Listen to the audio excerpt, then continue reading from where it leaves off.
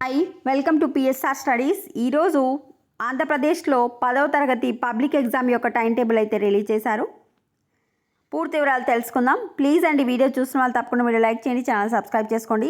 10th class గురించి ఏ చిన్న update వచ్చినా అప్డేట్ చేస్తూ ఉంటాను షార్ట్స్లలో, ఛానల్ని ఫాలో అవ్వండి. ఎగ్జామ్స్ వచ్చేసి మార్చి 17 నుంచి 31 వరకు. డే బై డే అంటే ఎగ్జామ్కి మధ్య 1 డే ఆర్ 2 డేస్ హాలిడేస్ రావడం జరిగింది. ఎగ్జామ్ టైమింగ్ వచ్చేసి 9:30 నుంచి 12:45 వరకు. ఒకేషనల్ వాళ్ళకి మాత్రం 9:30 నుంచి 11:15 వరకు.